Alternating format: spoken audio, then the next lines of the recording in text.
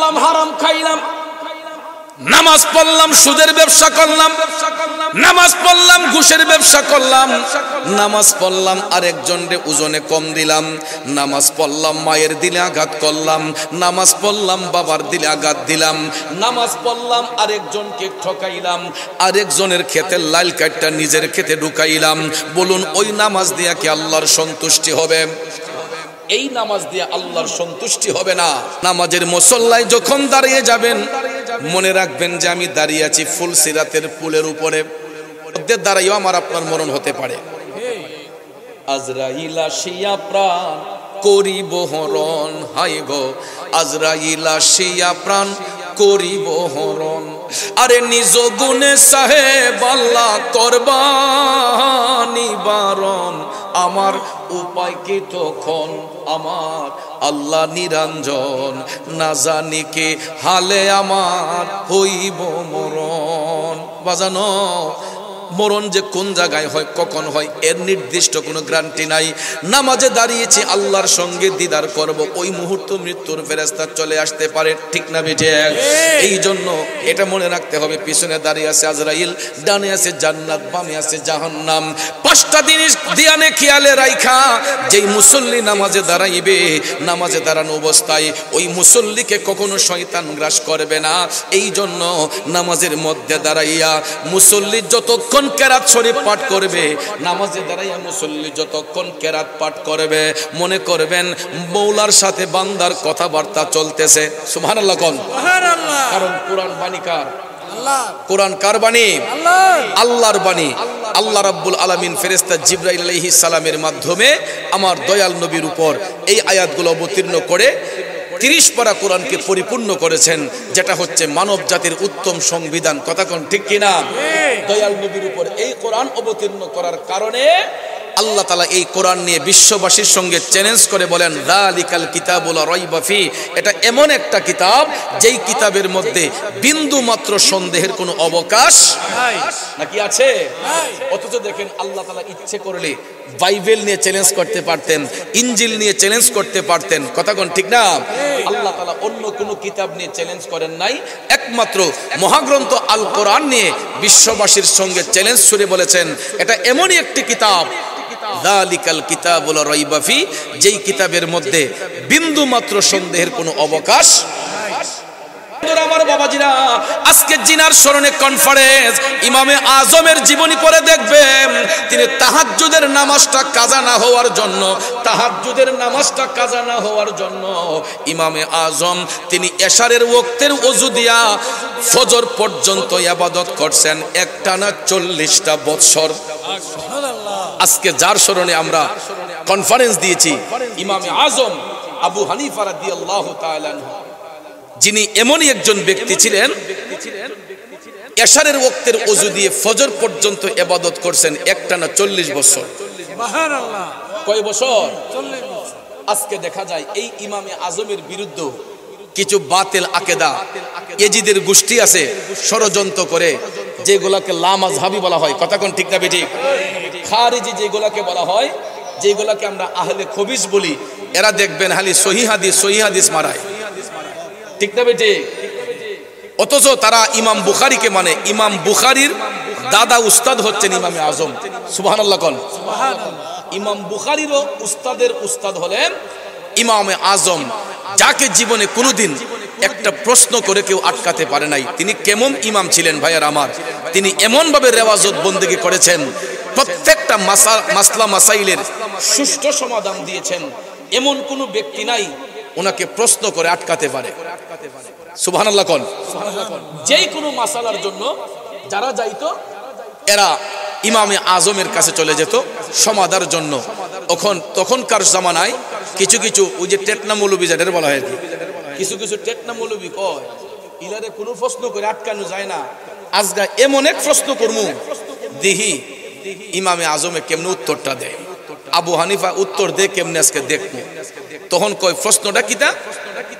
এটা হইলে গিয়া মানে অপ্রাসঙ্গিক প্রশ্ন, যেটা কোরআন সুন্নাহর ভিতরে নাই, বাহিরে গিয়া কয় হুজুর আপনি তো সব বিষয়ের সমাধান দেন, তো আজকে আমরারে একটা মাসালার সমাধান দিতে হবে। তে কয় কি সমাধান? তখন গিয়া কইতেছে হুজুর কুকুর কোন সময় বালেগ হয়? কুকুর কোন সময় বালেগ হয়? কুকুর বালেগ হয় কোন সময়? আমরা এই সমাধানটা দেন, এটা আমরা তো জানি না। আমরা আপনি তো সব বিষয়ের সমাধান দেন, আমরা এই মাসালার উত্তরটা দিয়ে দেন। এখন আপনারা বলেন এটা কি কোরআন হাদিসের প্রশ্ন? এটা একটা অপ্রাসঙ্গিক প্রশ্ন। এখন তারা চিন্তা করলো যে ইডা কইলে তো ইমামে আজম আটকে যাবো, উত্তর দিতে পারবে না। কথা কোন ঠিক না ঠিক? তখন ইমামে আজম বলতেছেন এটারও সমাধান আছে। আই হাই হাই রে, এরা তো ভাবছে যে উনি পারবে না। তখন কি বলেন? তখন ইমামে আজম বললেন শুনেন, মাসালার উত্তর দিতে হবে যাই না, না যাই না কোনো ফতোয়া দেওয়া যাবে না। কথা কোন ঠিক না ঠিক? আমরা দেশে দেখবেন কিছু এই আন্তাজি ফতোয়াবাজ আছে, এরা কিতাবুল আন্তাস্তিকা, ওই আমার আলাউদ্দিন জিহাদি কয় এটা কিতাবুল আন্তাস্তিকা ফতোয়া, আমারে এটা শাস্ত্রল মুফতি আর কি। শাস্ত্রলের ভিতরে দেখবেন মুফতির অভাব নাই। কথা কোন ঠিক না ঠিক? জীবনে কোনোদিন কোরআন পড়ছে না, হাদিস শরীফ পড়ছে না, কিন্তু শাস্ত্রল বইয়া দেখবেন অমুক হুজুরের উপরে ফতোয়া দিলাইছে, ইলারে কাফির কইলিছে, ইলাই হইছে গা, মুনাফিক হইছে গা, বেঈমান হয়ে গেছে গা। অর্থাৎ যত ফালতু কথা সবগুলা দেখবেন বাজারে শাস্ত্রলে বইসা এরা বড় বড় মুফতি সাহেবরা ওই আবার বিড়িও খাইতেছে, চাও খাইতেছে, আবার ফতোয়া দিতেছে, আছে না? এই জন্য ইমামে আজম বললেন এটারও সমাধান আছে, কিন্তু এই মুহূর্তে আমি বলতে পারবো না। আপনারা আমার কাছে বিকাল বেলা আইসেন, আমি এটা কিতাব দেখা আপনারা উত্তরটা দিব। তখন তো এরা ভাবতেছে কয় কিতাবের মাঝে কিতা আছে জীবনে, কিতাব দিকে উত্তর দিব। আচ্ছা দেন, দিলাম টাইম আপনার আসরের ফোন, আপনি আসরের পরে উত্তর দিয়েন। এখন ইমামে আজম চিন্তা করলেন এটার সমাধান দেই কিভাবে। দেখেন ভাইয়ার আমার, বন্ধুরা আমার, ইমামে আজম চিন্তা করলেন এই জিনিসটা জানতে পারবো একমাত্র চামার বাড়িতে গেলে, মুসি বাড়িতে গেলে। ঠিক না ঠিক? কারণ কুকুর শুয়োর এগুলা নিয়ে খেলানেলা করে মুসি বাড়ির লোকেরা, চামার বাড়ির লোকেরা। কথা কোন ঠিক না ঠিক? তখন ইমামে আজম চলে গেলেন একটা চামার বাড়িতে, মুচি বাড়িতে গিয়া এক মুচিরে ডাক দিলেন যে ভাই একটু আসেন এদিকে। কয় আমি আপনার কাছ থেকে একটা জিনিস শিখতে আসছি। মুচি তো অবাক হয়ে গেছে, আরে এটা কি কয়? তখন ইমামে আজম বললেন যে আমাকে একটু বলবেন, আপনারা তো এগুলা নিয়ে খেলানেলা করেন, তো কুকুর কখন বালেগ হয়? তখন মুচি হাইসা হাইসা কয় হুজুর আপনি জানেন না? তখন কয় হুজুর কুকুর বালেগ হয় যখন কুকুর পাও উঠাইয়া যখন পেশাব করে, ঠ্যাং আলগি দিয়ে যখন পেশাব করে, তখন গিয়ে কুকুর বালেগ হয়। তখন উনি বলেন ক্লিয়ার? কয় হ্যাঁ হুজুর, কুকুর যখন পাও আলগি দিয়ে পেশাব করে তখন কুকুর বালেগ হয়। আপনারা দেখবেন কুকুর বালেগ, বড় কুকুরগুলা পেশাব করে কিভাবে? ঠ্যাং আলগি দিয়ে। কথা কোন ঠিক না ঠিক? তখন উনি এটা শিখলেন মুচির কাছ থেকে, চামার বাড়ি থেকে। তখন তিনি আসলেন বিকাল বেলা, তো এলাকার লোক সবাই যারা প্রশ্ন করেন না লোকটি, এরা আসছে সমাধান নেওয়ার জন্য। এরা তো মনে করছে উনাকে আটকাই ফেলবে, যে প্রশ্ন করে আটকাই ফেলবে। ইমামে আজম আসরের নামাজ পড়ে বাড়ির মধ্যে বসা, হঠাৎ করে দেখা যায় এলাকার বাসী লোকজন আসরের পরক্ষণে ইমামে আজম আবু হানিফা রাদিয়াল্লাহু তাআলা আনহুর বাড়িতে আইসা হাজির। হুজুর প্রশ্নের উত্তর? উনি বললেন অবশ্যই উত্তর আমি পেয়েছি, আমি মাসালা ঘাটছি, উত্তর পাইছি। কিতা হুজুর, কুকুর কখন বালেগ হয়? ইমামে আজম বললেন কুকুর যখন পাও আলগি দিয়ে পেশাব করে, কুকুর যখন পাও উঠাইয়া পেশাব করে, তখন গিয়া কুকুর বালেগ হয়। এখন তো এলাকার লোকজন সবাই একদম অবাক হয়ে গেছে, আরে এই সমাধানও তার কাছে আছে। তখন সমস্ত ব্যক্তিগুলা ইমামে আজমের কদমে পইরা কয় হুজুর আমরা ভুল করেছি, আমাদেরকে ক্ষমা করে দেন, আর কোনোদিন আপনাকে অযৌক্তিক প্রশ্ন আমরা করব না, এরকম কোনো অশালীন প্রশ্ন আমরা কখনো করব না, আমাদেরকে ক্ষমা করেন। ইমামে আজম বললেন শিক্ষার ক্ষেত্রে কোনো শরম নাই, লজ্জা নাই, জানার ক্ষেত্রে কোনো শরম লজ্জা নাই, অসুবিধা নেই। আপনারা জানতে চেয়েছেন, আমার এটা জানা ছিল না, আমি একজনের কাছ থেকে জেনে আপনাদেরকে জানাইছি। এটা কি সত্য? উনি বলছে যে হ্যাঁ হুজুর, কুকুর পাওয়াল গিয়ে দিয়ে পেশাব করলেই কুকুর বালেগ হয়। তখন এই সমাধান দেওয়ার পরে ইমামে আজমের কাছে এই লোকগুলা এরা সবাই তওবা করলো। তওবা করার পরে মাজলিসের মধ্যে বৈশা ইমামে আজম যখন আলোচনা করতেছেন, তখন দেখা যায় একদিন ওই মুচি লোকটা এই মাজলিসের পাশ দিয়া হেঁটে যাচ্ছে রাস্তা দিয়া। তখন ইমামে আজম ওই মুচি লোকটারে দেখেই উনি দাঁড়াই গেছেন। মুচি লোকের দীক্ষা উনি দাঁড়াই গেছেন গা। তখন যারা শ্রোতা এরা পিছন ফিরে চাইয়া দেখে যে এক মুচি লোক হাইটটা যাচ্ছে, হুজুর হুজুর এই মুচ্চারের দিকে আপনি দাঁড়ালেন কেন? হুজুর এই মসজিদের দিকে দাঁড়ালেন কেন? তখন ইমামে আজম ডাক দিয়ে বললে, সাবধান, উনি আমার উস্তাদ, তোমরা কটু বাক্য ব্যবহার করবা না, উস্তাদের সামনে কখনো বেয়াদবি করতে নাই। এই লোকটা আমার উস্তাদ, উনার কাছ থেকে আমি একটা অক্ষর হইল শিক্ষা নিয়েছি। উনার কাছ থেকে আমি ওলি কি এমনে হয়, আল্লাহর বন্ধু কি এমনে হয়ে যায়? আল্লাহর বন্ধু হইতে গেলে গোলামি লাগবে, আল্লাহর বন্ধু হইতে গেলে তাজিম লাগবে, ওলি এমনিতে হওয়া যায় না। ইমামে আজম আবু হানিফা রাদিয়াল্লাহু তাআলা আনহু বললেন, উনি আমার উস্তাদ, উনার কাছ থেকে আমি শিক্ষা নিছি। তখন লোকেরা কয়, হুজুর এই মুসিবতে আপনি কি শিখলেন? কয়, উনার কাছ থেকে আমি শিখেছি। আপনারা যখন আমার কাছে জানতে চেয়েছিলেন যে কুকুর কখন বালেগ হয়, তখন আমি উনার কাছ থেকে শিখছি গিয়া উনি আমাকে শিখিয়েছেন যে কুকুর পা উঠাইয়া পেশাব করলে কুকুর বালেগ হয়। এই জন্য একটা অক্ষর উনার কাছ থেকে শিকার কারণে উনি আমার সম্মানের পাত্র, উস্তাদ। উনি জন্ম হোক যথাতথা, উনার কর্ম তো ভালো, ঠিক না বে ঠিক? জন্ম হয়তো মুচি পরিবারে হতে পারে, কিন্তু তার কাছ থেকে আমি শিক্ষা নিয়েছি, সে আমার উস্তাদ। এই কারণে ভাইয়েরা আমার, এখান থেকে ইমামে আজম আমাদেরকে শিক্ষা দিয়েছেন যে কখনো কোনো মানুষকে খাটো করে দেখতে নাই, কখনো কোনো মানুষকে খাটো করে দেখতে নাই। আমাদের দেশে দেখবেন কিছু কিছু বুজুর্গ মানুষ আছে, এদের অর্থ নাই, সামর্থ্য নাই, এবিলিটি নাই, এদের চলাফেরাটা দেখবেন খুব স্লোলি এবং নম্র ভদ্র। গায়ের কাপড় কোলা দেখবেন ইস্তারি দিতে পারে না, খুসখুস হইয়া পিছন দিয়ে বইল্লা উঠা গেছে, আছেন এরকম লোক? কিন্তু দেখবেন হাতের মধ্যে তাসবিহ আছে, মুখে আল্লাহর জিকির আছে, তার মধ্যে 5 ওয়াক্ত নামাজ আছে, তাহাজ্জুদের বন্দেগী আছে। কিন্তু গিয়ে দেখেন কোটি কোটি টাকার মালিক ওই ব্যক্তিটাও আল্লাহর বন্ধু হতে পারে নাই। এই রাস্তার ভিখারি লোকটা, গরিব মানুষটা আমার মৌলার প্রেমে পাগল হইয়া সে আমার আল্লাহর বন্ধু হইয়া তার মকাম অনেক ঊর্ধ্বের জগতে নিয়ে গেছে। কথা কোন ঠিক না ঠিক? কিন্তু আমরা কিছু কিছু বিত্তবান লোক আছে, এই সমাজের কিছু কিছু মানুষকে অবজ্ঞা করি, আমরা আর চোখে দেখি, তাদেরকে আমরা ছোট মনে করি। কিন্তু ভাইয়ের আমার, বন্ধুরা আমার, কখনো কোনো মানুষকে খাটো করে দেখতে নাই, আর চোখে দেখতে নাই।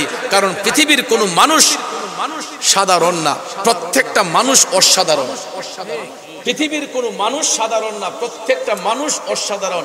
আমরা হয়তো মুখে মুখে বলি আরে এটা সাধারণ মানুষ, আরে একটা সাধারণ ব্যক্তি, আসলে কিন্তু সাধারণ না, অসাধারণ। কারণ আল্লাহ রাব্বুল আলামিন এক একটা মানুষকে এক একটা বৈশিষ্ট্য দিয়ে বানিয়েছে।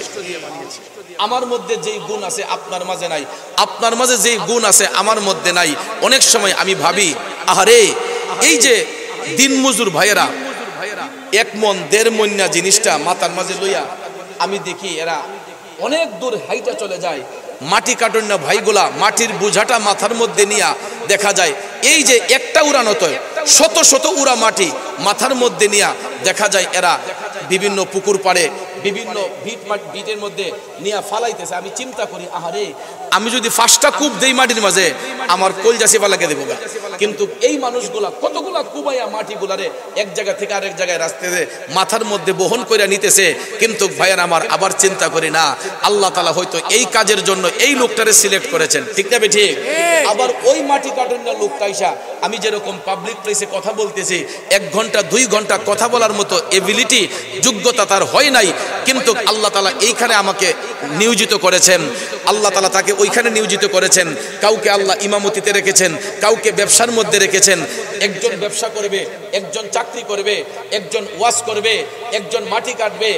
মোট কথা এক একটা মানুষ এক একটা কাজের জন্য আল্লাহ তাআলা মনোনীত করেছেন। এই জন্য কোনো মানুষই সাধারণ নয়, প্রত্যেকটা মানুষ অসাধারণ। কথা কোন ঠিক না বেটে? এই জন্য man can not live alone, মানুষ কখনো একা বাস করতে পারে না। কথা কোন ঠিক না বেটে? মানুষ মানুষের জন্য, আর যার মধ্যে মনুষ্যত্ব থাকবে ওই ব্যক্তিটা বান্দা থেকে আল্লাহর বন্ধু হবে। কথা কোন ঠিক না বেটে? এই জন্য ভাইয়ের আমার আরেকটা কথা হলো, যে যেই কর্ম করি না কেন, নামাজ কিন্তু সবার জন্য ফরজ করা হয়েছে। কথা কোন ঠিক কিনা? যে যেই কর্ম করি না কেন, প্রত্যেক কর্মটা এক ধরনের ইবাদত। আবার বন্ধুরা আমার, নামাজ কিন্তু সবার জন্য এটা উত্তম ইবাদত। এই জন্য ভাইয়ের আমার, মাটি কাটুন না লোকের জন্য নামাজ ফরজ, ব্যবসায়ীর জন্য নামাজ ফরজ, চাকরিজীবীর জন্য নামাজ ফরজ, বক্তার জন্য নামাজ ফরজ, হুজুরের জন্য নামাজ ফরজ, যে কোনো মানুষের জন্য নামাজ নামাজ ফরজ, এই জন্য নামাজ থেকে কখনো দূরে সরা যাবে না। নামাজ আল্লাহর বান্দাদেরকে অশ্লীল কাজ থেকে, খারাপ কাজ থেকে মুক্ত করে। আওয়াজ করেন ঠিক না বেঠে? এ বন্ধুরা আমার, বাবাজিরা, ইমামে আজমের কথা বলেছিলাম, যার শুনুন আজকের কনফারেন্স, যিনি এশারের ওয়াক্তের ওযু দিয়া ফজর পর্যন্ত ইবাদত করেছেন, যাতে করে তাহাজ্জুদ কাজা না হয়। তাহাজ্জুদ কাজা না হওয়ার জন্য ফজর থেকে, এশা থেকে ফজর পর্যন্ত ইবাদত করেছেন। একদিন নয়, 2 দিন নয়, টানা 40টা বছর। তারই ধারাবাহিকতায় কুতুবে রাব্বানি, মাহবুবে সুবানি, শেখ সুলতান মহিউদ্দিন আব্দুল কাদের জিলানী আল গিলানী আল বাগদাদি, তিনি আমার মওলার নৈকট্য হাসিল করেছেন একমাত্র নামাজের মাধ্যমে। ঠিক কিনা? গাউসে পাকের জীবনী পড়ে দেখেন, তিনিও একইভাবে ইমামে আজমকে অনুসরণ করে তিনিও এশারের ওয়াক্তের ওযু দিয়ে ফজর পর্যন্ত ইবাদত করছেন 40 বছর। সুবহানাল্লাহ, আরো জোরে কোন সুবহানাল্লাহ, সুবহানাল্লাহ।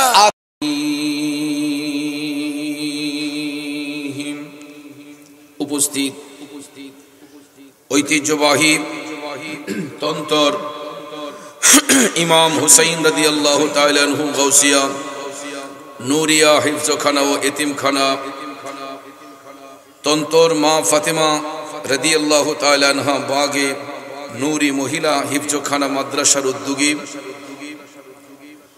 3য় বার্ষিক ইমামে আজম কনফারেন্স ও সুন্নি সম্মেলন 2025 ইংরেজি সনের সাহেবে সদরে মুকাররম,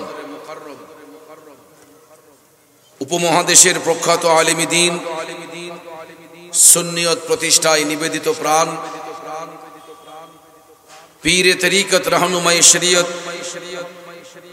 শাহ সুফি আল্লামা আলহাজ কারি সৈয়দ আবুল কাসিম নূরি পীর সাহেব কিবলা মাদ্দাজিল্লাহুল আলিয়া, আজকের মাহফিলের সহসভাপতি মণ্ডলী, সভারত্ন মণ্ডলী, বিশেষ করে আজকের সম্মানিত প্রধান আকর্ষণ, প্রধান অতিথি, প্রধান মেহমান, সম্মানিত বিশেষ অতিথিবৃন্দ, সম্মানিত আলোচক বৃন্দ, আমন্ত্রিত বিশেষ মেহমান বৃন্দ, মোট কথা পোস্টারে যাদের নাম উল্লেখ করা হয়েছে আমি গণেছি প্রায় 63 জন হক্কানি আলেম উলামা সহ অতিথিদের নাম।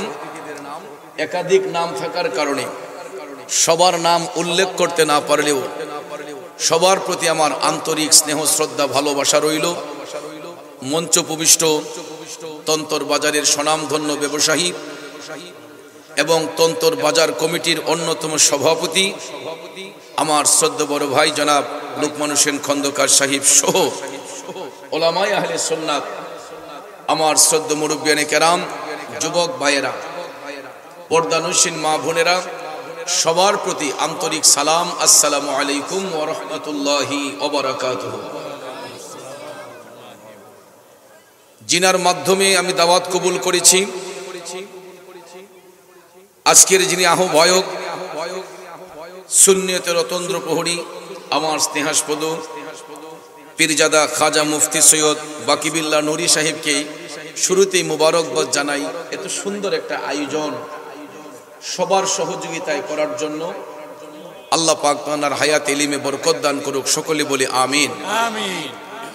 আরো ধন্যবাদ জানাই যে যেই সমস্ত সম্মানিত আলোচকদেরকে দাওয়াত করা হয়েছে, প্রত্যেক আলোচক বৃন্দকে এক একটি বিষয় সিলেক্ট করে দেওয়ার কারণে আমি আরো মুবারকবাদ জানাই। আলহামদুলিল্লাহ কোন আলহামদুলিল্লাহ।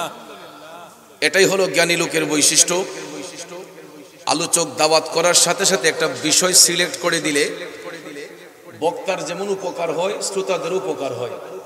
আর না হলে দেখা যায় সবার আলোচনার ধাঁচ একই রকম হয়ে যায়, ঠিক না ঠিক? আর বিষয় ভিত্তিক আলোচনা হলে আলোচনার মধ্যে একটা গম্ভীর্যতা থাকে এবং ভিন্নতা থাকে, ঠিক কিনা বলুন? আল্লাহ আমাদের সকলকে সঠিক বোঝার তৌফিক দান করুক, আমরা সকলে বলি আমিন। তো আমাকে যেই 2টা বিষয় দেয়া হয়েছে, আসলে এই এক একটা বিষয় নিয়ে আলোচনা করলেও ব্যাপক সময়ের দরকার। একটা হলো নামাজের গুরুত্ব, আর একটা হলো আউলিয়া কেরামের তাৎপর্য, আউলিয়া কেরামের শানে। তবে এই একটি আলোচনার মাধ্যমেই আউলিয়া কেরামের শান শৌকতও চলে আসবে ইনশাআল্লাহ, আশা রাখি। আল্লাহ যেন আমাদেরকে বুঝার তৌফিক দেন, আবারও বলি আমিন। তো বাবাজির আমার, এই পৃথিবী সৃষ্টি করার পরে আল্লাহ রাব্বুল আলামিন যত জাতি সৃষ্টি করেছেন, এর মধ্যে সর্বশ্রেষ্ঠ জাতি হলো আশরাফুল মাখলুকাত, মানুষ জাতি। কথা কোন ঠিক কিনা? তবে মানুষ জাতি যারা আমরা আছি, আমরা সবার একটা পরিচয় হলো আমরা আদম সন্তান। পরবর্তীতে ধর্মের বিভক্তি হয়ে কেউ হিন্দু, কেউ বৌদ্ধ, কেউ খ্রিস্টান, কেউ সেম থিং। সমস্ত নবীগণ সম্মানের অধিকারী, কিন্তু মর্যাদার দিক দিয়ে ক্লাসিফিকেশন রয়েছে।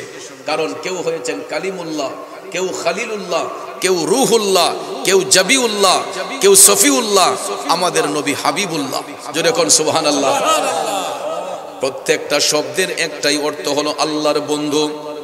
কালিমুল্লাহ শব্দের অর্থ আল্লাহর বন্ধু, রুহুল্লাহ শব্দের অর্থ আল্লাহর বন্ধু, খালিলুল্লাহ শব্দের অর্থ আল্লাহর বন্ধু, জাবিউল্লাহ শব্দের অর্থ আল্লাহর বন্ধু, সফিউল্লাহ শব্দের অর্থ আল্লাহর বন্ধু, হাবিবুল্লাহ শব্দের অর্থ আল্লাহর বন্ধু। প্রত্যেকটা শব্দের একটাই অর্থ হয় আল্লাহর বন্ধু। এখন আপনারা বলেন, সব বন্ধু কি সমান? বন্ধু বন্ধুর মধ্যে ডিস্টেন্স আছে না নাই? পার্থক্যটা হলো পূর্বেরবর্তী যত নবী রাসূল যারা এক একটা লক্ষ্য পেয়েছেন, কালিমুল্লাহ বলেন, খালিলুল্লাহ বলেন, রুহুল্লাহ বলেন, নবীগণ তাদের নিজ ইচ্ছে পোষণ করার কারণে, নিজে থেকে মওলার সঙ্গে দিদার করার ইচ্ছে পোষণ করার কারণে এক একজন নবীকে আল্লাহ তাআলা এক একটা উপাধি দান করেছেন। আর আমাদের নবীকে হাবিবুল্লাহ উপাধিটা আল্লাহ রাব্বুল আলামিন স্বয়ং রাজি হইয়া দান করেছেন। রাসূল নিজ ইচ্ছেতে এই লক্ষ্য পান নাই, স্বয়ং আল্লাহ রাজি হইয়া দান করেছেন। তাইলে বলুন, হাবিবুল্লাহ আমার নবীর উপাধি, ওই নবীকে হাবিবুল্লাহ বলিয়া আল্লাহ তাআলা শুধু দুনিয়াতে রাখেন নাই, সাত আসমানে রাখেন নাই। সাত আসমান পাড়ি দিয়া লা মুকাম, আরশ আজিম পাড়ি দিয়া লা মুকাম, যার উপরে কোনো জায়গা নাই, সেখানে আল্লাহ তাআলা আপন হাবিবের সঙ্গে দিদার করেছেন, সাক্ষাৎ করেছেন। সেখানে মওলার দিদারে যাইও রাসূল উম্মতকে ভুলেন নাই। উম্মতের গুনার বোঝা হালকা করার জন্য দুইটা আমল আমার রাসূল উম্মতের জন্য নিয়ে এসেছিলেন। এর মধ্যে একটা হলো নামাজ, আর একটা হলো রোজা। কথা কোন ঠিক না বেঠে? হে নবীর প্রেমিকেরা, আল্লাহর হাবিব মেরাজ সফরের মধ্যে যাইয়া উম্মতের গুনার বোঝা হালকা করার জন্য দুইটা বিষয় তিনি নিয়ে এসেছিলেন। একটা হলো নামাজ, আর একটা হলো রোজা। এই দুইটা আমলের মাধ্যমে উম্মতের গুনার বোঝা হালকা করার জন্য রাসূল বলেছেন, আমার উম্মত যদি এই দুইটা আমলকে গুরুত্বের সহিত আদায় করে, পালন করে, তাইলে তাদের আত্মা শুদ্ধ হবে। আর আত্মা যদি শুদ্ধ হয়ে যায়, ওই সমস্ত ব্যক্তিগুলা বান্দা থেকে আল্লাহর বন্ধু হয়ে যায়। এদেরকে ইমানদার বলা হয়। আর এই জন্য নামাজের জন্য আল্লাহ রাব্বুল আলামিন বেঈমানকে ডাকেন নাই, দাজ্জালকে ডাকেন নাই, ফাসিককে ডাকেন নাই, মুনাফিককে ডাকেন নাই। আল্লাহ রাব্বুল আলামিন সূরা বাকারার 153 নম্বর আয়াতে কারিমার দ্বারা বলতেছেন, বিসমিল্লাহির রহমানির রহিম, ইয়া আইয়ুহাল্লাযীনা আমানুস্তাঈনু বিস-সাবরি ওয়াস-সালাহ। উচ্চস্বরে বলুন, ঘোষণাটা কার? দেখেন আল্লাহ কত মহান। আমার আল্লাহ এই আয়াতে পাকের মাধ্যমে ইয়া আইয়ুহান নাস বলেও ডাকতে পারতেন, কিন্তু আল্লাহ রাব্বুল আলামিন এই পবিত্র আয়াতে কারিমার দ্বারা ইয়া আইয়ুহান নাস বলে ডাকেন নাই। আল্লাহ তাআলা বলতেছেন, ইয়া আইয়ুহাল্লাযীনা আমানু, হে আমার ইমানদারের দলেরা, হে আমার ইমানদারগণ, ইস্তাইনু, তোমরা আমি আল্লাহর কাছে সাহায্য প্রার্থনা করো। আমি আল্লাহর কাছে সাহায্য প্রার্থনা করো দুইটা বিষয়ের মাধ্যমে। প্রথমেই আল্লাহ বলেছেন বিস-সাবরি, ধৈর্যের সাথে। তারপরে আল্লাহ বলেন ওয়াস-সালাহ, নামাজের সাথে। ধৈর্য এবং নামাজের সাথে যারা মওলাকে তালাশ করবে, ধৈর্য এবং নামাজের সাথে যারা মওলাকে তালাশ করবে, আমার আল্লাহ কয়, ইন্নাল্লাহা মা'আস-সাবিরিন। বলেন। নিশ্চয়ই আমি আল্লাহ সবরকারীর অন্তর্ভুক্ত হয়ে যাই, ধৈর্যশীলদের অন্তর্ভুক্ত হয়ে যায়। বাবাজিরা আমার, বন্ধুরা আমার, এটা হলো আয়াতে পাকের সরল তর্জমা। আসুন আমরা বিস্তারিত ব্যাখ্যার দিকে চলে যাই। তাফসিরে রুহুল বয়ান এই আয়াতে কারিমার তাফসির করতে গিয়ে বলা হয়েছে আল্লাহ রাব্বুল আলামিন এখানে নামাজের জন্য ইমামদারদেরকে কেন ডাকলেন? কারণ নামাজ কোনো ঠাট্টা মশকারার ইবাদত নয়, নামাজ কোনো মশকারার ইবাদত নয়। যেই ইবাদতের মাধ্যমে বান্দার সাথে মওলার একটা প্রেমের কালেকশন ফিট হয়, মওলার সাথে বান্দার একটা প্রেমের কালেকশন ফিট হয়। কথা কোন ঠিক কিনা? এই জন্য ভাইয়ের আমার, নামাজের মধ্যে যখন মুসল্লি দাঁড়াইয়া যাবে তখন কোনো তাড়াহুড়া করা যাবে না, তখন কোনো পেরেশানি করা যাবে না, ধৈর্যের সহিত নামাজ পড়তে হবে। আমাদের সমাজের মধ্যে দেখবেন কিছু কিছু নামাজি আছে, এরা নামাজের মধ্যে দাঁড়াইয়া তাড়াহুড়া করে, উপর জুপুর করে, আছে না নাই? এক মিনিটে দেখবেন তুফান চালাই দেয়। 4 রাকাত সুন্নত পড়বে, 2 রাকাত সুন্নত পড়বে, দেখবেন নামাজে দাঁড়াইছে, আমার মন এদিক সেদিক যায়, ডাইনো তাকায়, বামে তাকায়, সামনে তাকায়, পিছনে তাকায়, আছে না নাই? এই নামাজের দ্বারা আল্লাহর সন্তুষ্টি হবে না, কারণ নামাজ কোনো ঠাট্টা মশকারের ইবাদত নয়। বলা হয়েছে ইন্নাস সালাতা তানহা আনিল ফাহশাই ওয়াল মুনকার, নামাজ আল্লাহর বান্দাদেরকে অশ্লীল কাজ থেকে, খারাপ কাজ থেকে মুক্ত করে আনে। কিন্তু আমাদের দেশে দেখবেন নামাজ পড়ার পরও কিছু কিছু মানুষ অশ্লীল কাজে যুক্ত হয়ে যায়, খারাপ কাজে যুক্ত হয়ে যায়। মনে রাখবেন, যারা নামাজ পড়ার পরেও অশ্লীল কাজে যুক্ত হয়, খারাপ কাজে যুক্ত হয়, এরা কখনো মুমিন নয়, এরা বেঈমান, এরা মুনাফিক, এরা আল্লাহর সাথে প্রতারণা করে। কারণ সত্যিকারের নামাজি যারা, এরা নামাজের মধ্যে দাঁড়াইলে দুনিয়া ধ্বংস হয়ে গেলেও ওই নামাজি ব্যক্তি আমার মওলার দিদার থেকে কখনো পৃথক হয় না। এটার বাস্তবতা হলো আমার নবীর প্রিয় সাহাবী, যিনি হচ্ছেন বেলায়েতের সম্রাট, যার কাছ থেকে বেলায়েতের আগমন হয়, উনি হচ্ছেন মুশকিল কুশা শেরে খুদা হযরতে মাওলায়ে আলী কাররামুল্লাহু ওয়াজহাহু। চিৎকার মেরে কোন আল্লাহু আকবার। রে নবীর প্রেমিকেরা, হযরতে মাওলায়ে আলী তিনি ঐতিহাসিক বদরের যুদ্ধে যখন তিনি অংশগ্রহণ করেছিলেন, বদরের যুদ্ধে অংশগ্রহণ করার পরে আমার নবীর পক্ষে অংশগ্রহণ করেছিলেন শেরে খুদা হযরতে মাওলায়ে আলী রাদিয়াল্লাহু তাআলা আনহু। বাজানো, হযরতে মাওলা আলীর হাত মোবারকের মধ্যে একটা তরবারি ছিল, এই তরবারিটার নাম হচ্ছে জুলফিকার। নাম কি? আমার রাসূল এই জুলফিকার সম্পর্কে হাদিস শরীফে বলেছেন, লা ফাতা ইল্লা আলী লা সাইফা ইল্লা জুলফিকার, শাহে মর্দা শেরে আজদা সাইয়্যিদুল কওনাইন বর। জোরে জোরে কোন আল্লাহু আকবার। আমার রাসূল বলেছেন, আমার আলীর মতো যেমন কোন জওয়ান নাই, জুলফিকারের মতো এমন কোন তরবারিও নাই। এই জুলফিকার তরবারি নিয়ে হযরতে শেরে খুদা মাওলায়ে আলী বদরের যুদ্ধে যখন তিনি অংশগ্রহণ করলেন, কাফেররা যখন চতুর্দিকে হামলা চালাইল, হযরতে মাওলা আলী জুলফিকার তরবারি নিয়ে যখন তিনি ঘুরাইতে লাগলেন, হঠাৎ করে দেখা যায় গো একটা ধারালো তীর আইসা হযরতে মাওলায়ে আলীর পাও মুবারকের মধ্যে ঢুইকা গেছে। তীর যখন ঢুকে গেল, রক্ত মুবারক ফিসকে বের হয়ে গেল, টপ টপ করে রক্ত মুবারক ঝরতেছে। হযরতে মাওলা আলী বিশ্বের যন্ত্রণায় ছটফট ছটফট করতেছেন।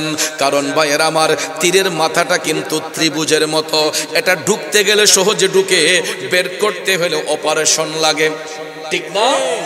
যেটাকে অনেকে গ্রামের ভাষায় তেকাটিয়ে বলে, বা কেউ এক কাটিয়েও বলে। বন্ধুরা আমার, আমাদের সিলেটের ভাষায় টেটা বলে। এটার মাথাটা ত্রিভুজের মতো থাকে, 3 মুখ থাকে, 3টা কোণা থাকে।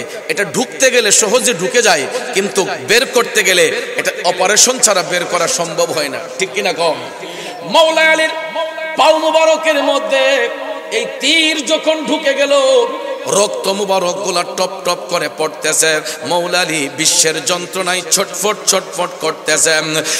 তখন সময় ওনার সহপাঠীরা যারা নবীর পক্ষে বদরের যুদ্ধে অংশগ্রহণ করেছিল সবাই চেষ্টা করলেন পায়ের তীরটা খোলার জন্য।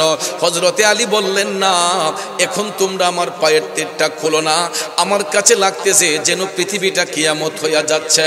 হযরত আলী বললেন, এই মুহূর্তে আমার পায়ের তীর খোলো না।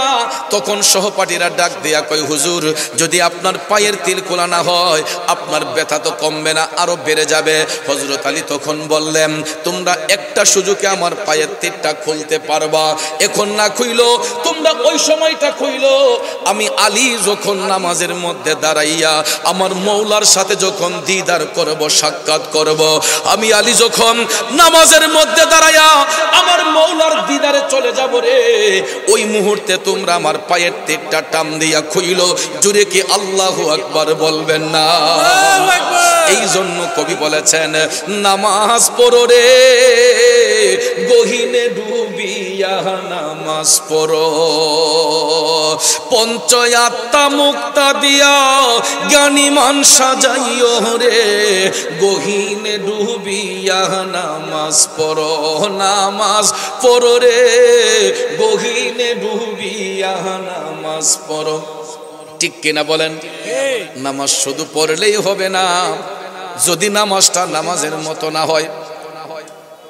নামাজ পড়লাম হারাম খাইলাম, নামাজ পড়লাম সুদের ব্যবসা করলাম, নামাজ পড়লাম ঘুষের ব্যবসা করলাম, নামাজ পড়লাম আরেকজনকে ওজনে কম দিলাম, নামাজ পড়লাম মায়ের দিলে আঘাত করলাম, নামাজ পড়লাম বাবার দিলে আঘাত দিলাম, নামাজ পড়লাম আরেকজনকে ঠকাইলাম, আরেকজনের ক্ষেতের লাল কাঠটা নিজের ক্ষেতে ঢুকাইলাম। বলুন, ওই নামাজ দিয়া কি আল্লাহর সন্তুষ্টি হবে? এই নামাজ দিয়া আল্লাহর সন্তুষ্টি হবে না। নামাজ নামাজের মতো পড়তে হবে, কারণ নামাজের মধ্যে দাঁড়াইলে দেখা হয় কার সাথে? জোরে বলেন, দেখা হয় কার সাথে? এখন বলবেন, হুজুর আল্লাহরে দেখবো কেমনে? বন্ধুরা আমার, বাবাজিরা, মুসল্লি যখন কিবলামুখী হয়ে দাঁড়িয়ে যায়, পাঁচটা জিনিস খেয়ালে রাখতে হবে। আমরা যখন নামাজের মুসল্লায় দাঁড়িয়ে যাব, নামাজে দাঁড়াইবার পূর্বে পাঁচটা জিনিস দিয়ানে খেয়ালে রাখতে হয়। নামাজের মুসল্লায় যখন দাঁড়িয়ে যাবেন, মনে রাখবেন যে আমি দাঁড়িয়ে আছি ফুলসিরাতের পুলের উপরে, দাঁড়াইও আমার আপনার মরণ হতে পারে। আজরাইল আসিয়া প্রাণ করিব হরণ, হাই গো আজরাইল আসিয়া প্রাণ করিব হরণ, আরে নিজ গুণে সাহেব আল্লাহ করবা নিবারণ, আমার উপায় কি তখন আমার আল্লাহ নিরঞ্জন, না জানি কে হালে আমার হইব মরণ। বাজানো, মরণ যে কোন জায়গায় হয়, কখন হয়, এর নির্দিষ্ট কোনো গ্যারান্টি নাই। নামাজে দাঁড়িয়েছি আল্লাহর সঙ্গে দিদার করব, ওই মুহূর্তে মৃত্যুর ফেরেশতা চলে আসতে পারে, ঠিক না বেঠে? এই জন্য এটা মনে রাখতে হবে, পিছনে দাঁড়িয়ে আছে আজরাইল, ডানে আছে জান্নাত, বামে আছে জাহান্নাম। পাঁচটা জিনিস দিয়ানে খেয়ালে রাইখা যেই মুসল্লি নামাজে দাঁড়াইবে, নামাজে দাঁড়ানো অবস্থায় ওই মুসল্লিকে কখনো শয়তান গ্রাস করবে না। এই জন্য নামাজের মধ্যে দাঁড়াইয়া মুসল্লি যতক্ষণ কেরাত শরীফ পাঠ করবে, নামাজে দাঁড়াইয়া মুসল্লি যতক্ষণ কেরাত পাঠ করবে, মনে করবেন মৌলার সাথে বান্দার কথাবার্তা চলতেছে। সুবহানাল্লাহ কোন? সুবহানাল্লাহ। কারণ কোরআন বাণী কার? আল্লাহ। কোরআন কার বাণী? আল্লাহ, আল্লাহর বাণী। আল্লাহ রাব্বুল আলামিন ফেরেশতা জিবরাইল আলাইহিস সালামের মাধ্যমে আমার দয়াল নবীর উপর এই আয়াতগুলো অবতীর্ণ করে 30 পারা কোরআনকে পরিপূর্ণ করেছেন, যেটা হচ্ছে মানব জাতির উত্তম সংবিধান। কথা কোন ঠিক কিনা? দয়াল নবীর উপর এই কোরআন অবতীর্ণ করার কারণে আল্লাহ তাআলা এই কোরআন নিয়ে বিশ্ববাসীর সঙ্গে চ্যালেঞ্জ করে বলেন, যালিকাল কিতাবুল লা রাইবা ফি, এটা এমন একটা কিতাব যেই কিতাবের মধ্যে বিন্দু মাত্র সন্দেহের কোনো অবকাশ নাই। নাকি আছে? অথচ দেখেন আল্লাহ তাআলা ইচ্ছে করলে বাইবেল নিয়ে চ্যালেঞ্জ করতে পারতেন, ইনজিল নিয়ে চ্যালেঞ্জ করতে পারতেন। কথা কোন ঠিক না?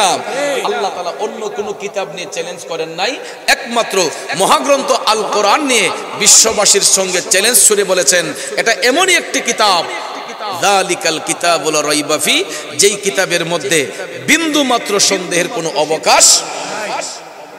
এখন কথা হলো, এটা নিয়ে চ্যালেঞ্জ করার কারণটা কি? কারণ এই কোরআন এমন একজন নবীর উপর অবতীর্ণ করা হয়েছে যিনি শুধু দুনিয়ার নবী না, তিনি রাহমাতাল লিল আলামিন, কুল কায়নাতের রহমত। কথা কোন ঠিক না ঠিক? অন্য কোন নবীর লকব উপাধি কিন্তু রহমাতাল লিল আলামিন নয়, কারণ আলাম দ্বারা একটা জগৎকে বোঝায় আর আলামিন দ্বারা কুল কায়নাতকে বোঝায়।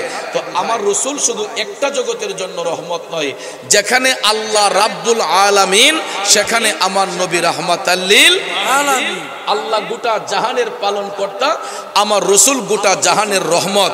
এই জন্য আল্লাহ তাআলা কয় আমি রাব্বুল আলামিন, আমার হাবিব হবে রাহমাতাল লিল আলামিন। একটু প্র্যাকটিক্যালি দেখেন, রাব্বুল আলামিন লিখতে আরবি যতটা অক্ষর লাগে, রাহমাতাল লিল আলামিন লিখতে আরবি ততটা অক্ষর লাগে। সুবহানাল্লাহ কোন সুবহানাল্লাহ। মক্কাতুল মুকাররমা লিখতে আরবি যতটা অক্ষর লাগে, মদিনাতুল মুনাওয়ারা লিখতে আরবি ততটা অক্ষর লাগে, মসজিদ লিখতে যতটা অক্ষর লাগে, মাদ্রাসা লিখতে ততটা অক্ষর লাগে। বন্ধুরা আমার, লা ইলাহা ইল্লাল্লাহ কালেমা লিখতে যতটা অক্ষর লাগে, মুহাম্মদুর রাসূলুল্লাহ লিখতে ততটা অক্ষর লাগে। নামের সাথে নাম মিলাইয়া আপন হাবিবরে ইজ্জত দিবেন কে? আল্লাহ। এই জন্য ওই নবীর উপরে আল্লাহ সত্য কোরআনকে অবতীর্ণ করেছেন, যেই কারণে রাসূলকে বলা হয় সাহেবে কোরআন। জোরে কোন সুবহানাল্লাহ। কোরআন হচ্ছে রহমতে এলাহি, কোরআন হচ্ছে কালামে এলাহি, আর আমার রাসূল হচ্ছেন রহমতে এলাহি। জোরে কোন সুবহানাল্লাহ। নবী হচ্ছেন রহমতে এলাহি, আল্লাহর পক্ষ থেকে রহমত, আর কোরআন হচ্ছে ওই নবীর উপর দেওয়ার কারণে কালামে এলাহি, আল্লাহর পক্ষ থেকে সত্যবাণী। জোরে কোন সুবহানাল্লাহ। বন্ধুরা আমার, বাবাজিরা, এই পবিত্র কোরআনের শুরুতে আমার আল্লাহ তাআলা বিশ্ববাসীর সঙ্গে চ্যালেঞ্জ ছুড়ে দিয়েছেন যে এটা এমন একটা কিতাব যেই কিতাবের মধ্যে বিন্দু মাত্র সন্দেহের অবকাশ নাই। আর মুসল্লি নামাজে দাঁড়াইয়া এই কোরআনের যতটা আয়াতে পাক তেলাওয়াত করবে, বুঝতে হবে মুসল্লি আমার মওলার সঙ্গে কথা বলতেছে। এই জন্য ভাইয়ের আমার, গভীর মনোযোগ, যখন আমরা জামাতের সহিত নামাজে দাঁড়াইয়া যাই, ইক্তেদাইতু বিহাদাল ইমাম যখন বলি, তখন ইমামের কেরাতি হবে মুক্তাদির কেরাত। ঠিক না ঠিক?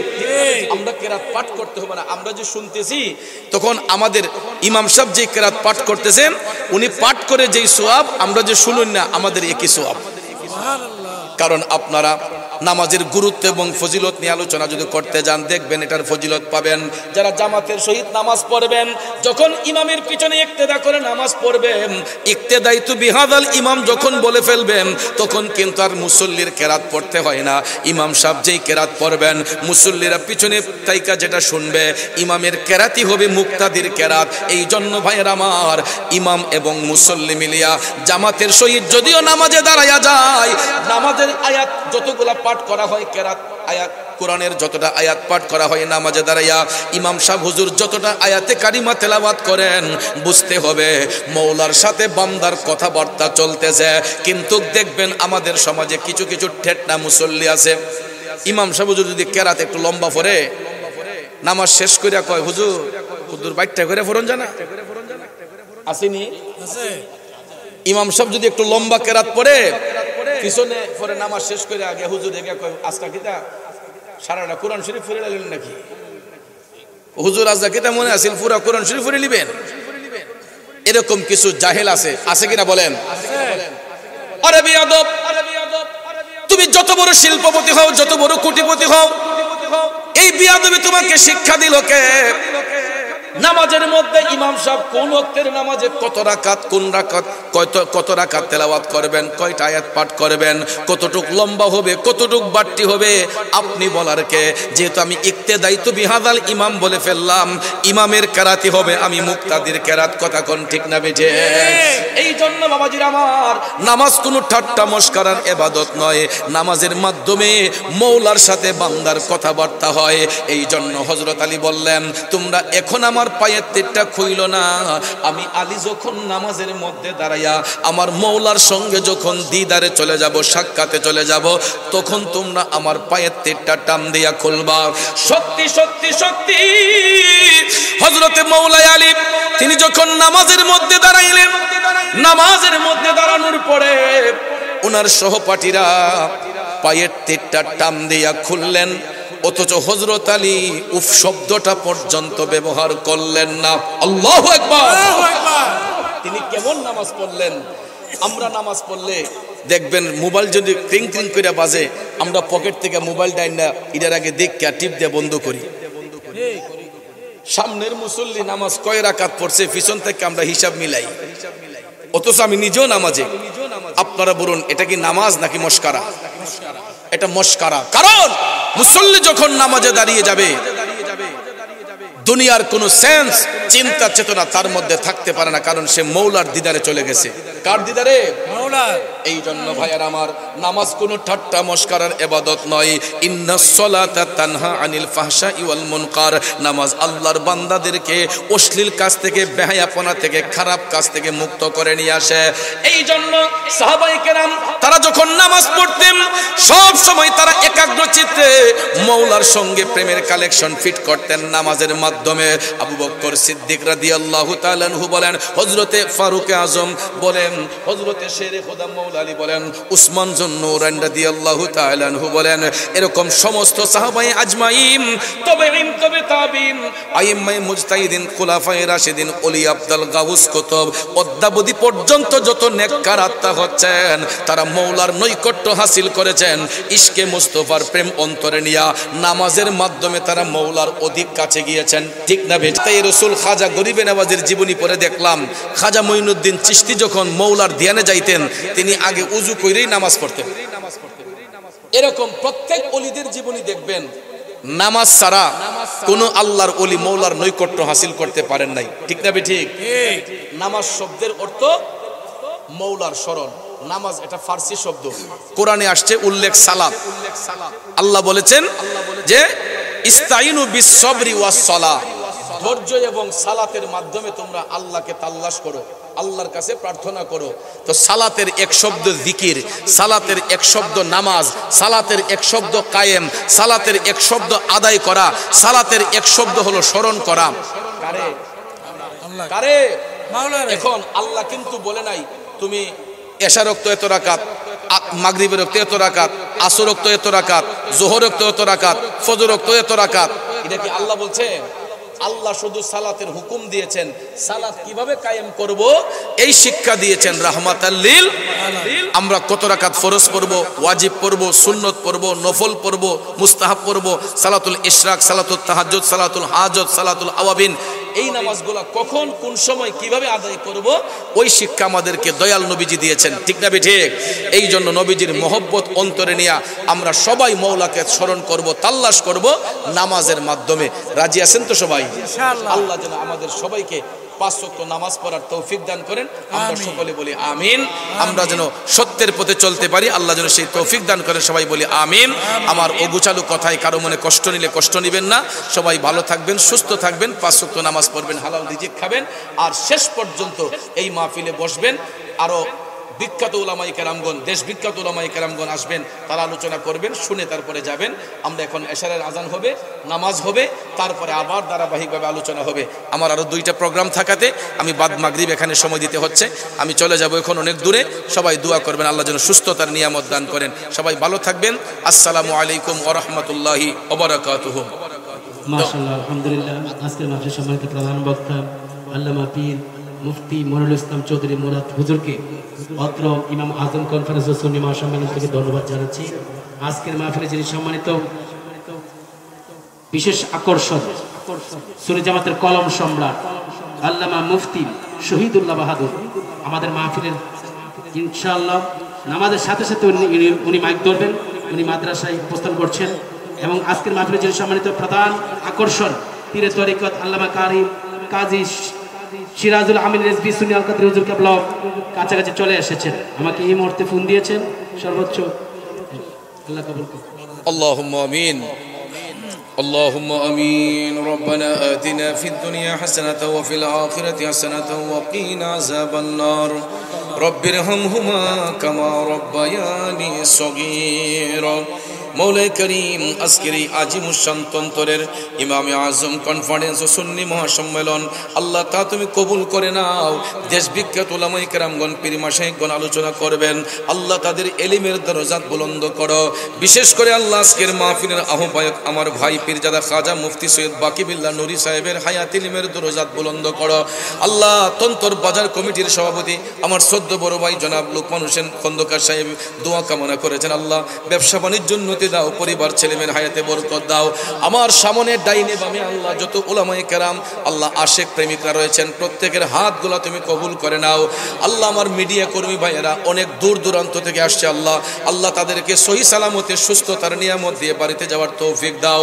সুবহান রাব্বিকা রাব্বিল ইজ্জাতি আম্মা ইয়াসিফুন ওয়া সালামুন আলাল মুরসালিন ওয়ালহামদুলিল্লাহি রাব্বিল আলামিন বিহাক্কি লা ইলাহা ইল্লাল্লাহ মুহাম্মাদুর রাসূলুল্লাহ। 63 জন আলিম ওলামার নাম আছে।